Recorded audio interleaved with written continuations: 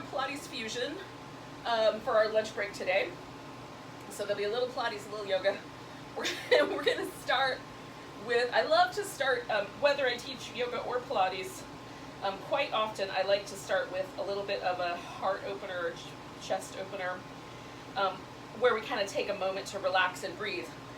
So it does a couple things. One is it sort of opens up the architecture that we need to breathe, and with Pilates, because you have to engage the abdominals so much, you need to be able to use your secondary breathing muscles, which live in the shoulder stabilizers and in between the ribs. And so that's one of the reasons I like to start that way. So if you have a blanket or a couple of yoga blocks and you can elevate your chest to start, that gives us a chance to kind of correct any, I sleep curled up in a ball, maybe you do too.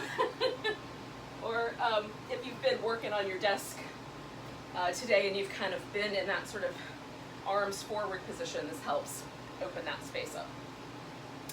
So I'm going to use a blanket today, and I'm going to, so I just want to make sure the blanket is long enough to cover most of my spine and support my head. And then, so you just fold it, however, whatever kind of blanket you've got, you can fold it like that. And then you can roll it up like a tube, like roll it up really tight. And that's a little bit more forceful. Or you can fold it so that you've got about 5 or 6 inches of blanket and then just keep folding it. You can even accordion fold it if that's better. And that makes it a more diffuse, a little more, it's a little wider, a little broader. And I find this to be a lot more comfortable under my back. So you want the bottom of the blanket to go about the bottom of your ribs, or just a little bit lower than that, so that see if that works best for you. Some people prefer the blanket to go right to the sacrum, but I like a little bit of room there. And then you can kind of, if you're using a blanket, you can kind of curl it so that your head has extra support. If you're using blocks, you'll just adjust the block until you like it. And then we're going to let the arms relax out so that the chest is lifted. And there's a sense that there's a little bit of movement or stretch in the front of the shoulder. So we're going to let the shoulder go back. Release any tension we might have in the pec minor muscle. Ooh, and breathe. And kind of clear our minds.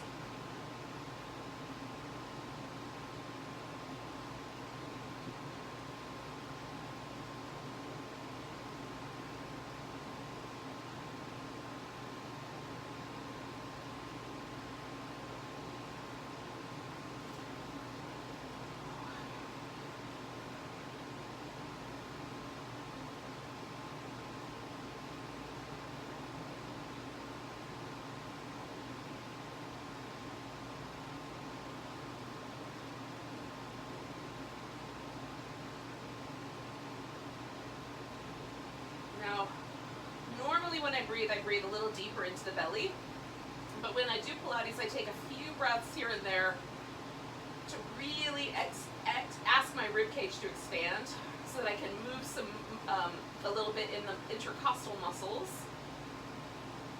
that live between the ribs. It's harder for me to get a really deep breath that way because there's resistance, but I like to, like every 3 or 4 breaths, try to push it a little bit into the ribs. So I ask those muscles to move a bit.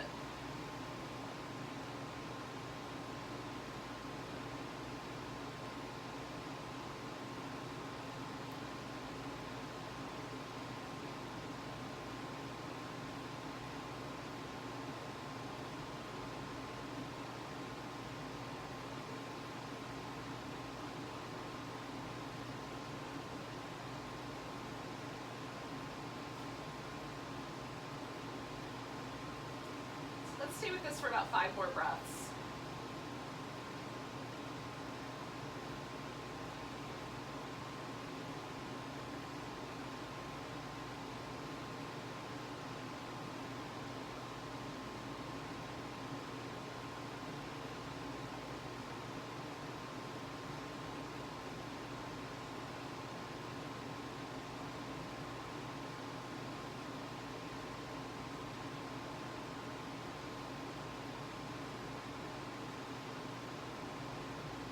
Take a nice big inhale. And then with your exhale, you can bring your feet to the ground if you haven't already. Roll and kind of pull the blocks or the blanket out from under you. And then come on back onto your back. Try to get my little bun to go where I want it. And then just notice, I always feel a sense that my shoulder sort of has fallen backwards a little bit. And I look for that sense. And it's a subtle thing. It's not a huge movement, but I can feel a little bit of a release around the front of my shoulder. Just the arm bone feels like it falls in a little more nicely. Sometimes if I've had a day where I've spent a lot of time over the computer, I need longer than what we just did. But you can kind of put that into your back pocket for your own purposes at the end of a day where if you've been using your computer, your sewing machine, or anything where you lean forward a lot, you can add a little chest opener like that, hold it for 10 minutes even, to kind of help release that tension. Okay, so we're gonna do a couple of things for the shoulders to start with. So I'm gonna position myself so that I can reach my arms all the way overhead. And we're gonna take the hands and reach them down. And then as we come up, we're gonna lift the arms, lift the arms, lift the arms, keep stretching the arms away from you. When they've gone as high overhead as they're willing to go, you're gonna just start coming back. So you're gonna reach, reach, reach, reach, reach. Okay, so we're just gonna do the arms for the 3 rounds. So stretch through the arms. And then bring them back. And just notice as you're moving your arms through this range of motion, notice any places that feel a little snug or a little tender, if there are any.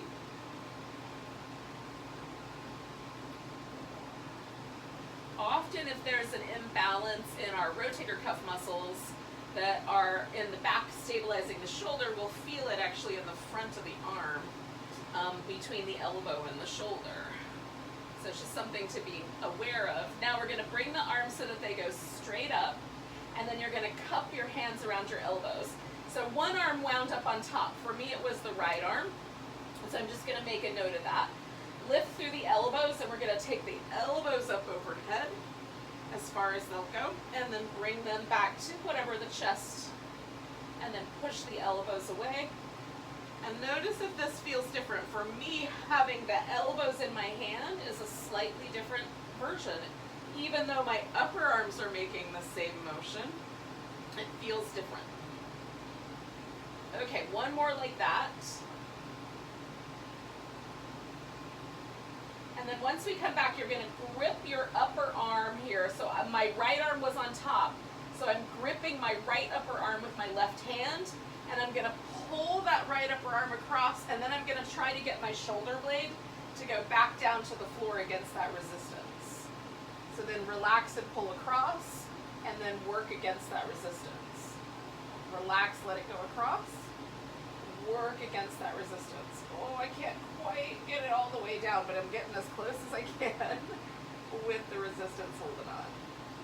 And then we're gonna come on back. You can give that arm that you were just pulling on a bit of a shake. Grab the other arm, and then we're gonna pull across. And feel that shoulder blade try to go back down to the floor. Good. Pull across. Try to peel that shoulder blade back down to the floor against that resistance. Relax and let it go across. Peel the shoulder blade down. Oh, I'm gonna try to get that whole blade to the ground. Now, one more time, pull across, and then try to get the shoulder blade down. Now, coming back, that other arm is on top. You're gonna hold onto the elbows and lift the arms up overhead, stretching, and then coming back. Lift them up, stretching. Bring them on back. We're going to do that twice more. Lift, reach, and back. And then one more time.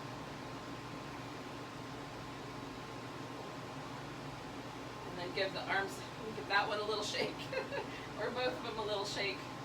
All right, so allow the arms to relax, and just notice the shoulders, the arms, anything that's kind of in that. You might even feel it around the chest muscles in the front there. Just kind of making a note of anything that you discover. So we're gonna leave the arms out like a T. You can turn the palms down if you like. I just press my upper arms into the floor nice and firm. You're gonna bring your knees in, and they start so that they're about over the pelvis, but maybe below the belly button. Then we're gonna take the legs over to one side, and you can, if you have the room for it, you can straighten one leg or both. If you have a space limitation like I do, then you can curl the knees in towards the armpit. Then they go back where they came from, come to the center, lift up in the middle, go back where you came from, go to the left, curl in or straighten, okay? So center, lift, side, curl, or straighten your legs, whichever one you're doing. Lift, side, curl. And we're always returning the legs to that just above the pelvis position, in between. Now this makes me travel down my mat, so I'll fix that in a minute.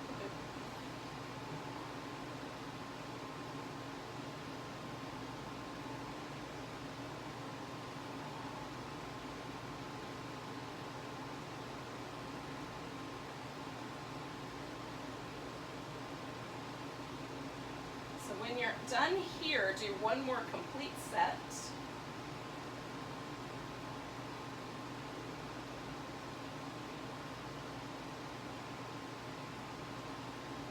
And when you return to the center and lift your pelvis one more time, we're going to go ahead and bring the legs down.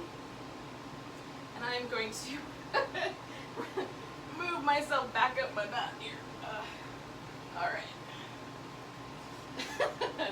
Alrighty, so we're going to do a little curl up movement.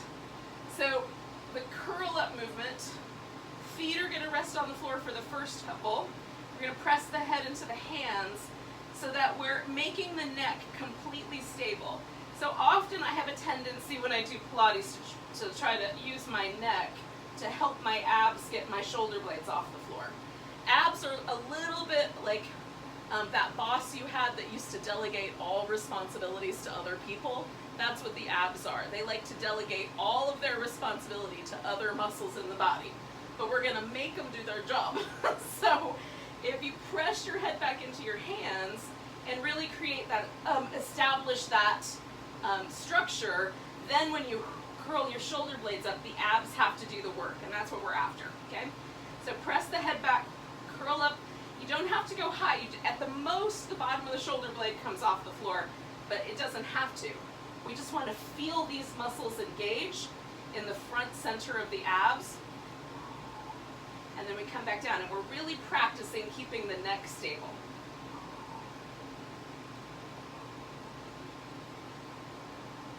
Good, one more. Now we're going to add on to it a little bit. We're going to curl the legs up and curl up both the legs and the upper body again, still trying to keep that neck nice and stable, memorizing, not pulling from the neck to help the abs. All right?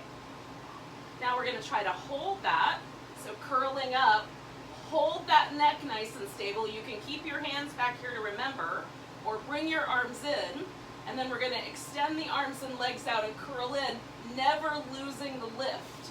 So the neck is just establishing the position for the head, but the abs are doing the work of holding the torso stable as we add the resistance and bring it back. So again, if you find yourself overdoing it with the neck, you can either just touch down each time or leave your arms back here and just do the legs. So we're going to do two more. 1 and 2. Beautiful. Now put your head back down. Drop the legs a little on the wide sides. The feet are a little wide apart. Do a couple of little windshield wipers back and forth.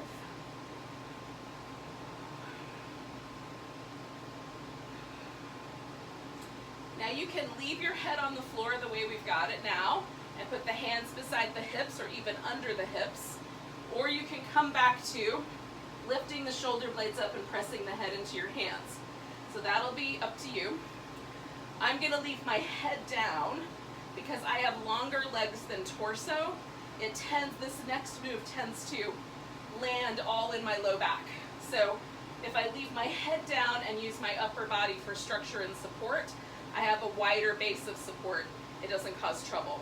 So if your body proportions, if you find yourself with your low back arching off the floor, you might return so that the arms are on the ground, okay? Everybody's gonna find a little different correct support for this move. So we're gonna bring the legs straight up, glue the thighs together, and spread the toes apart. So you've got a V with your feet, heels touching, toes are apart. You can, if you like, squeeze a yoga block between your legs. That often helps me because it gives me something to kind of grip onto with my inner thighs. And then we're gonna lower the legs down for 4, 3, 2, 1. Hold it steady and draw the navel in. 3, 2, 1, and then come back. Only lower the legs down to the point where you feel the work starting to happen, not to the point where your low back is in trouble, okay? Here we go, lower it down. 4, 3, 2, 1, hold steady. 3, 2, 1, come on back. Lower down. 4, 3, 2, 1, hold steady. 4, 3, 2, 1, come back. Halfway there. 4, 3, 2, 1, hold. 4, 3, 2, 1, come back. Lower. 4, 3, 2, 1, hold. 4, 3, 2, 1, come back. Last round. Here we go. 4, 3, 2, 1, hold. 4, 3, 2, 1. One bonus count. Then come back and then bend your knees. Whew. Take your feet a little wide. Give yourself a little windshield wipers. Rinse out your body. It's also to help the abs relax. Woo. All right, yogis, we're gonna basically just flip over like a pancake. So we're coming over onto our belly. And we're gonna go slow at first because we've been using the front abs, but we haven't done enough for our back. And that's the next part, but we're gonna go slow. So put your hands up really high, so that if you drew a line from your shoulder, your fingers would be slightly higher. This is our first position here. Spread the palm out so the fingers are wide, and just press your hands into the floor, press your legs into the floor, and then using only your back muscles, not even the neck, lift into a little baby cobra. These are baby cobras. They may, like, this might be as far as you go, just a tiny little lift. Whatever your back muscles will do without causing trouble is what we're after. All we want to do is keep those spinal extensors and the rest of the muscles that help support our spine strong. So baby cobra one more time. Now notice where that kind of landed your shoulders. Now we're going to add a little more onto the shoulders. So we're going to slide the hands back a bit and lift into cobra. And now my shoulders are in a position I can draw the collarbones wider. So I'm going to do that. Coming down. Press the legs down, collarbones a little wider as I lift. One more time in that position. Lift, collarbones wide. And again, these cobras don't have to be big. They're whatever your body will do. Slide your hands back a little bit farther. And now the bottom of my palm won't quite touch the ground, and I'm lined up with about the bottom of my rib cage.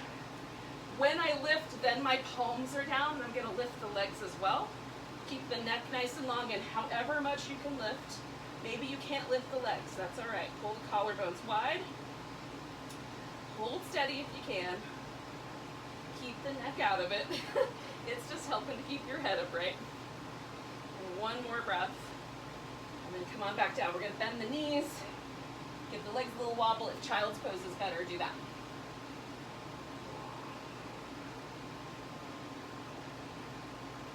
All right, we're gonna take ourselves to all fours.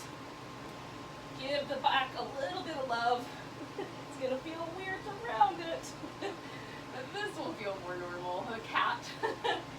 Oh, tuck and tilt. Oh.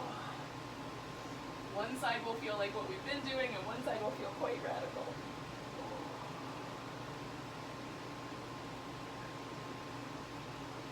When it comes to little cobras, this might be the best place to even start. Like if you have trouble with any of the prone, like cobras or locusts or anything like that, you can get some of that same work here in the cats. All right, so we're gonna take the right leg back behind us, reach the left arm out in front, give that a nice long stretch. the sides of your waist as best you can. We're gonna exhale, curl in, see if the elbow and the knee will come together. Stretch the leg back out.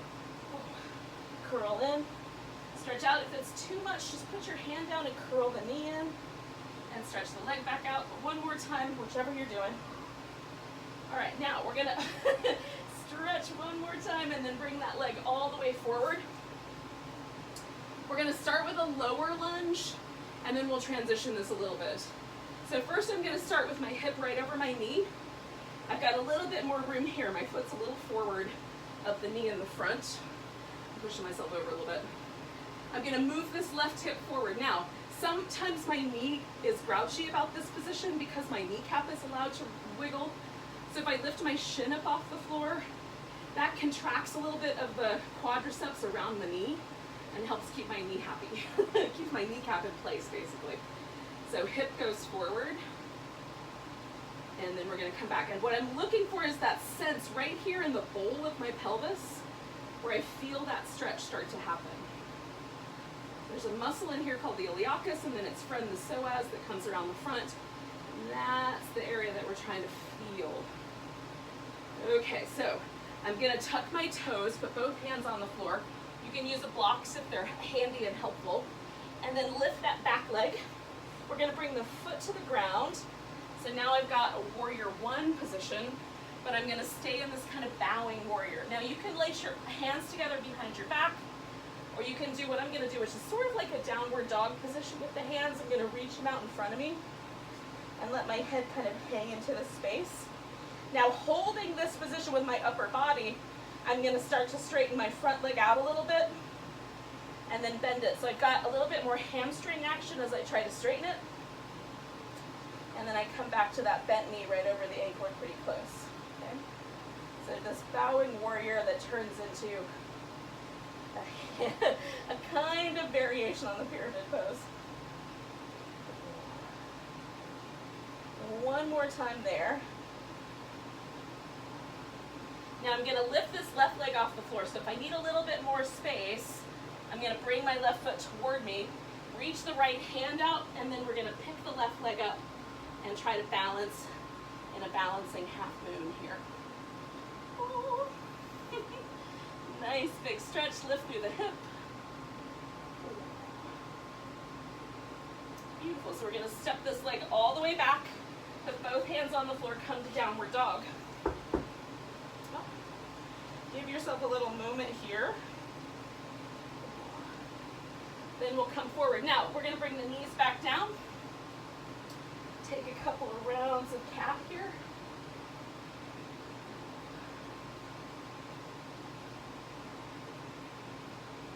And then get steady. Take your left leg back. Right arm out, nice long stretch. Hug in through the sides of the waist. And then we're gonna curl in. Extend, curl in, and extend. One more time. Oh, okay, oh, I forgot, we did 4. Okay, an extra one. Stretch out, and then we're gonna bring this leg all the way forward, and we'll start with the lunge.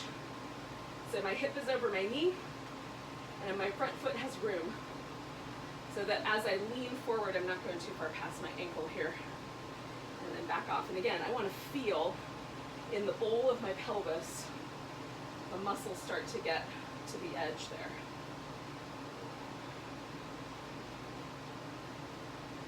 So I know where my edges are. And for me, the right side's a little more sensitive, so I feel that sooner.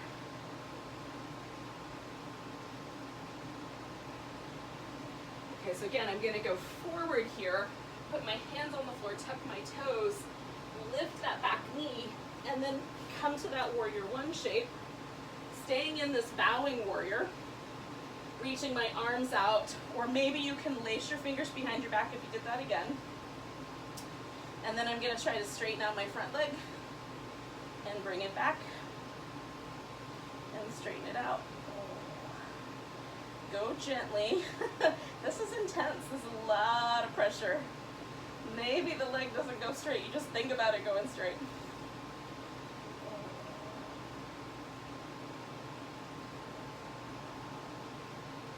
One more. So again, I'm going to take this half moon balance. So this time I'm bringing my right foot a little closer. Maybe using a block here. Oh, if I can wheedle one out. And then lifting as best you can. Hold and steady for a moment. Lift through the side of your hip. And then we're going to step it all the way back and come to downward dog. Now we're going to come forward into a plank. Hold it for about 5 breaths. You can hold a full plank. You can do a partially modified plank or a fully modified plank. Navel in, tailbone lengthening towards the heels, strong in the shoulders. 2 more breaths, strong in the fingertips.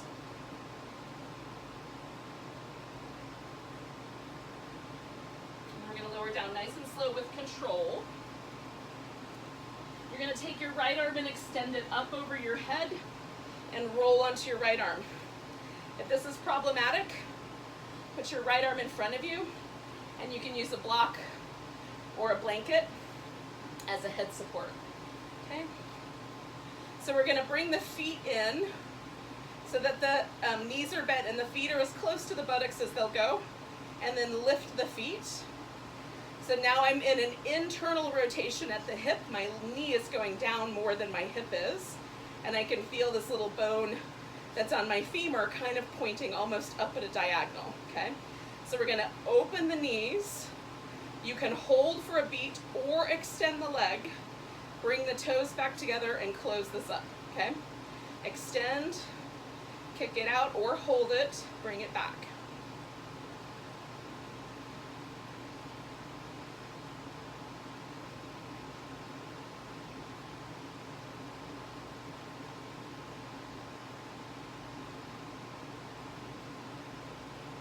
Just keep going about 4 more times.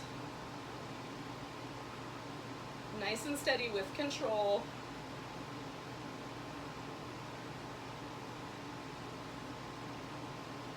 Good, 2 more.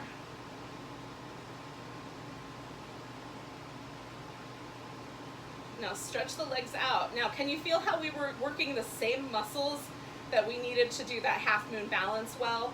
The same muscle area is what helps hold us in the half moon.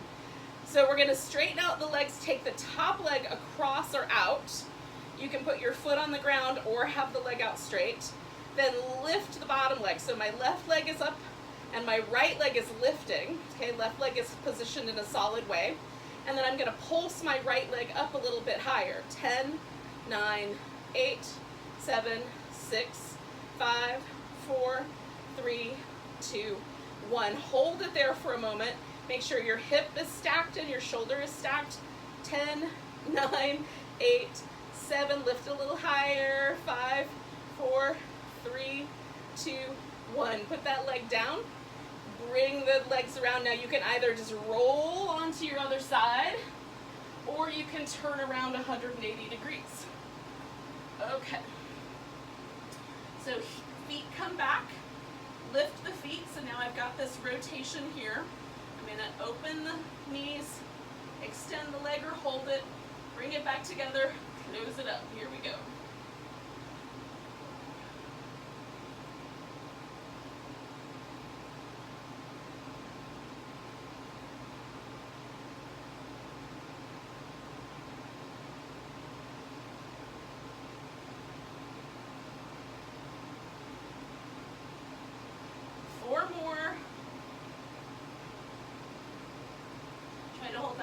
Steady as you move the lower leg. 2 more.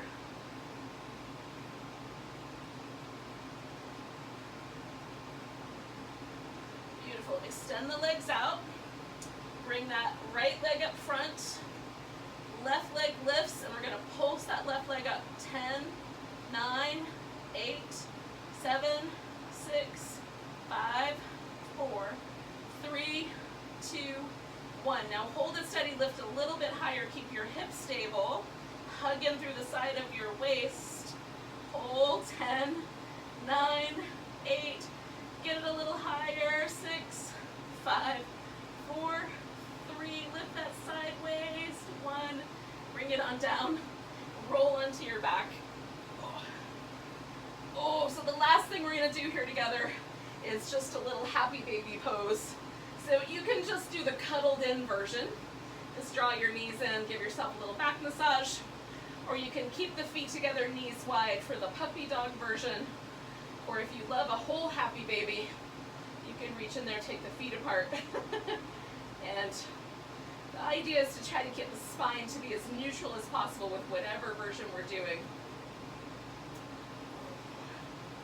I'm a fan of the puppy dog version most of the time. I don't know why this is called puppy dog. I have not figured it out. Happy puppy. Then give yourself a moment. We're going to stretch out the right leg, give it a little shimmy. Stretch out the left leg, give it a little shimmy. Snuggle the shoulders in. Relax your whole body and just feel. Do you feel the same as you did when we started? Or do you feel a little more alive and energized? One of the things I love about core work is that it makes me feel very energetic and humming with life. Vibrancy, how's that? I feel vibrant. See how it goes with you. Oh, all right, yogis. If you want, you can stay with Shavasana because I'm not in charge of your lunch break. But if you've got things to do or food to make, then come on up and we'll take a big breath together. Hopefully you enjoyed this little yoga Pilates lunch break. Nice big inhale. Big deep sigh. Namaste, beautiful souls.